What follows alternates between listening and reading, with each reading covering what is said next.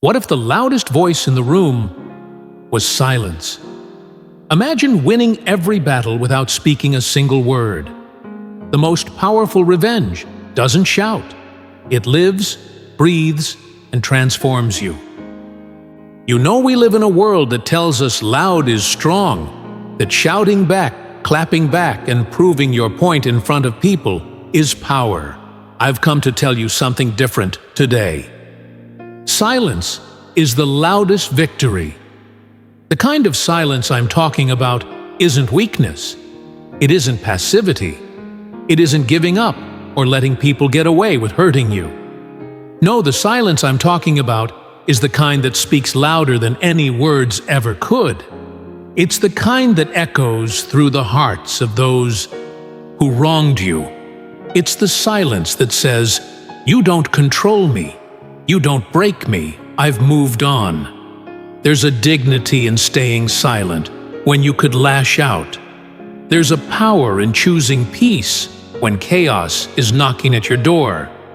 Some people will hurt you just to watch you bleed. They'll poke at you to get a reaction, because they need your energy to validate their bitterness when you stop reacting.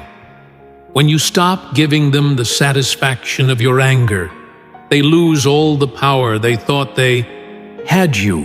You walk away with your integrity intact and your future still in your hands. See, the enemy wants you to engage in the drama. He wants you to argue, to defend yourself, to lose sleep trying to prove your worth to people who never deserved access to your heart in the first place. Silence, oh silence, is holy ground. It means you've given the battle over to God. It means you've recognized that not every fight is worth your fire. When you learn to be silent, you're not just ignoring the noise, you're rising above it. That's where your victory begins. There is a difference between reaction and response. A reaction is emotional. It's instant. It's what the flesh wants to do when it's been hurt. A response is spiritual. It's thought out. It's surrendered to wisdom. Sometimes the best response is no response at all. When you stay quiet and focused on your assignment, when you don't let them drag you into the mud, they don't know what to do with you. Because grace doesn't argue, peace doesn't shout, and healing doesn't beg to be understood. You don't owe anyone a performance. You don't need to explain your story to people who were never willing to listen to your silence in the first place. You surely don't need to justify your growth to those who only knew the version of you that was still bleeding. God has been doing something in you quietly, privately in the dark. When He brings it to light, your fruit will speak for itself. Some of the greatest revenges you can serve are the ones you never speak about. They're lived out. You glow different when you let go of bitterness. You walk different when you've been healed. You sleep better when you don't carry the weight of grudges. You shine brighter when you choose silence over shouting, grace over grudges, and growth over gossip. You might think your silence is weakness. No, it's strategy. It's spiritual maturity. It's restraint guided by revelation. It's the stillness that says, "I know who fights my battles." Because when God steps in, He doesn't just restore, He elevates. He doesn't just defend you, He displays you. He doesn't just settle the score, He changes the whole game. Hear me now. You don't have to be loud to be powerful. You don't have to defend yourself for God to deliver you. You don't have to prove anything to anyone when you've been validated by the one who created you. The loudest people often have the weakest foundations, but those who walk in quiet confidence carry a depth that can't be shaken. The hurt may have come to destroy you, but your silence, your decision not to let it turn you into someone you're not, is what keeps your soul intact. So if they hurt you, And you're tempted to speak up, just to be heard, just to get the last word, just to feel like you didn't let them win. Pause, take a breath. Then remember, silence is not surrender. It's sovereignty over your own emotions. It's strength, clothed in humility. It's power, dressed in stillness. Sometimes the best thing you can say is nothing at all. Let your healing be the answer. Let your peace be the proof. Let your silence preach the sermon. Your lips don't need to deliver, because silence, holy. Silence isn't empty. It's full of God. Sometimes we carry things we were never meant to carry. We take on burdens that were never ours to begin with. When people hurt us, betray us, lie about us, walk away from us, we feel like it's our job to make it right, to fix it, to force justice into the picture. Here's the truth. You were never meant to carry what only God can handle. The best revenge, the kind that brings peace to your soul, begins when you learn to let God handle what you cannot control. Hurt makes us want to act. Pain makes us want to retaliate. We start thinking, how can I make them feel what they made me feel? How do I make sure they know what they did? That thinking will trap you.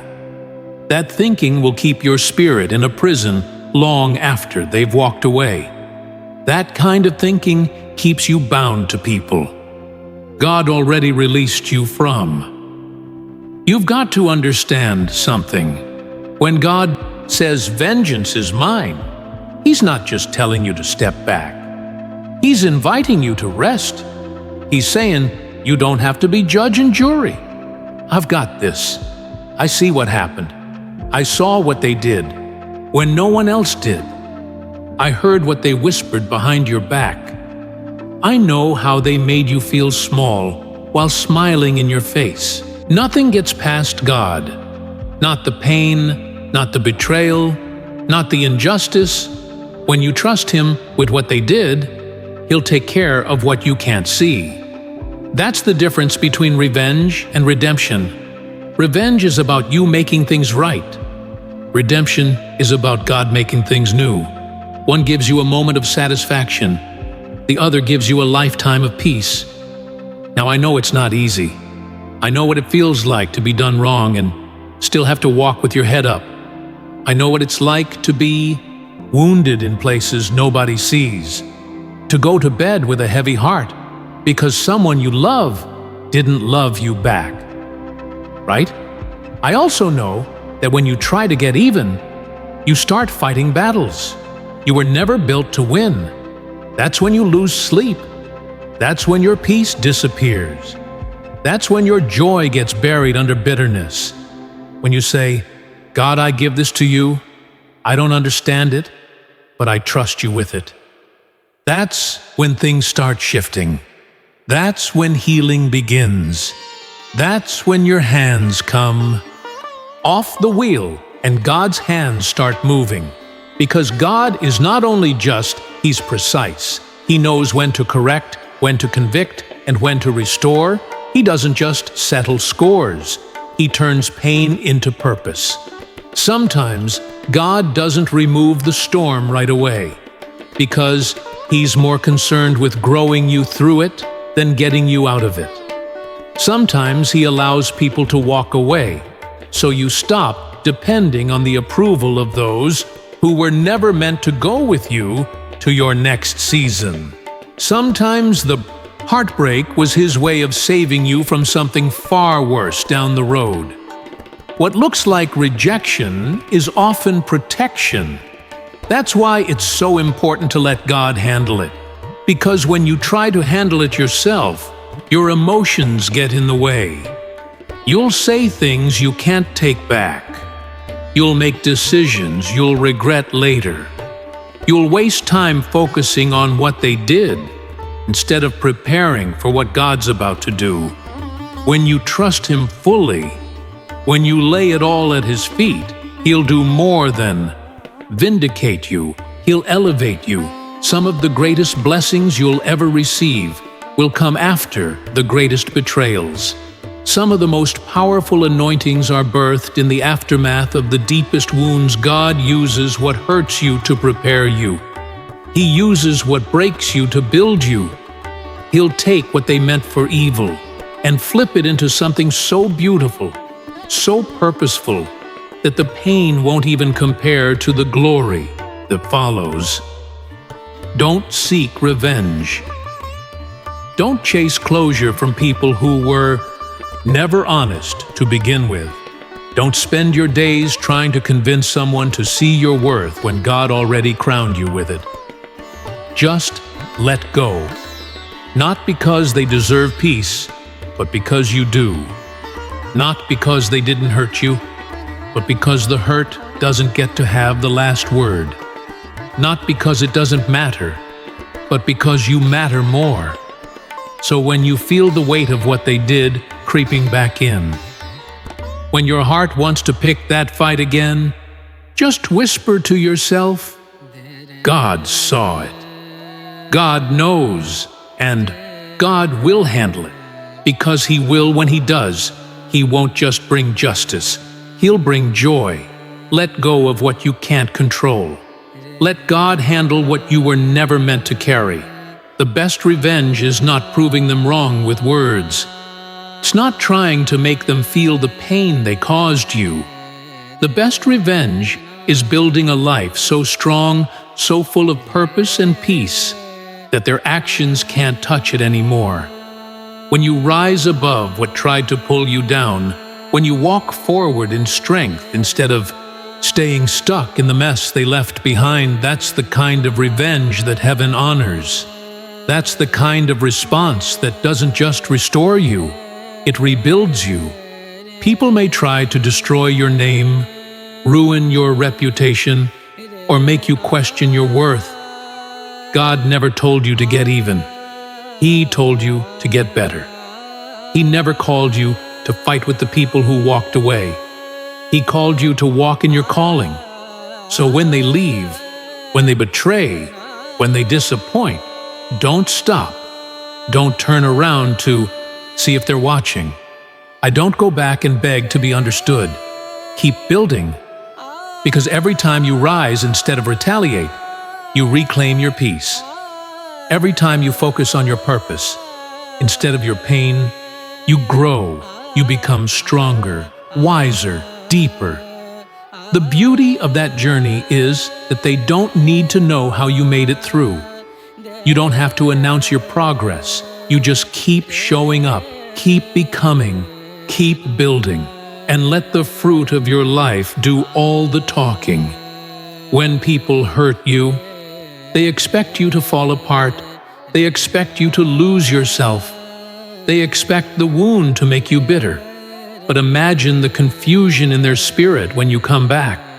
Not with anger, not with a need for revenge, but with a smile, a renewed mind, and a heart at peace. That kind of healing, that kind of growth, that's what stings the enemy the most. You weren't called to stay broken. You weren't made to stay bitter. God has a way of using rejection as redirection.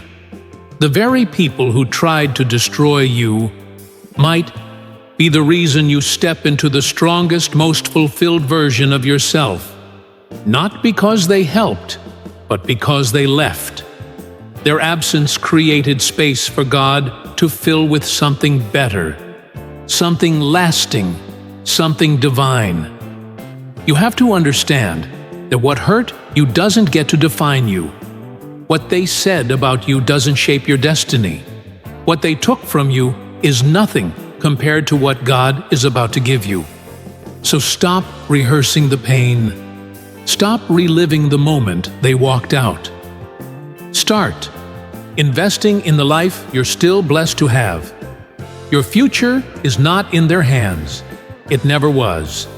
It's in God's hands, and He is not finished with you. Build a life so strong that they wouldn't recognize you, even if they came back. Not because you're pretending, but because you've been transformed. Your tears taught you. Your silence shaped you. Your loneliness grew you. You became the version of yourself that pain tried to keep hidden now. Now you're walking in power, not because you didn't break, but because you healed. Success, peace, healing, growth. Those are not just outcomes. They're testimonies. They're living proof that what tried to destroy you failed. You don't have to post about it. You don't have to explain it. Just live it. Let your joy speak. Let your smile shine. Let your consistency be louder than any rumor. That's what it means to build a life so strong it silences every voice that ever tried to doubt. You don't think for a moment that God's not watching how you respond. He's not just measuring your pain. He's watching your posture when you keep showing up with grace, with love, with integrity. When you stay faithful in private, He will reward you in public. Because what you're building isn't just for you. It's a platform for His glory. It's a light in a dark world. It's a message that says God's strength is real and His grace is enough. You don't need to get even. You need to get focused. You need to get up. You need to get moving toward the life that's still waiting for you. Don't let pain become your identity. Let healing become your legacy. Let strength become your standard. Let the life you build become the answer to every question they ever ask about your worth. Because in the end, the greatest revenge isn't in what you say. Some wounds aren't visible. They lie quietly beneath the surface, buried under smiles, hidden in silence. Even the deepest hurt has a voice. It cries out, not for revenge, not for recognition, but for healing. The truth is, healing doesn't come from watching the people who broke you suffer. Healing comes when you finally release what they did and allow God to restore what they took. That's where real strength is born, not in revenge, but in healing. You can't move forward if you're still bleeding on the inside. You can build the house, get the job, smile in the photos. If your heart is still tied to the pain of the past, it'll follow you. You'll carry that pain into your conversations, your relationships, your decisions. You'll make choices from a place of fear. Instead of faith, slowly, without even realizing it, the pain begins to shape your personality. Healing, real healing, frees you from that. It gives you back the ability to live, to breathe, to trust again. It clears the fog from your soul, so you can see clearly what God has placed ahead of you. Healing isn't weakness. It's not pretending it never happened.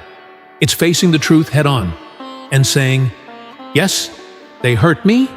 Yes, they left. Yes, I cried, but I will not stay stuck in that place. That takes courage. That takes faith. That's what separates the wounded from the healed. It's not about what happened to you. It's about what you do with it. Now, some people spend their entire lives in survival mode, always reacting, always.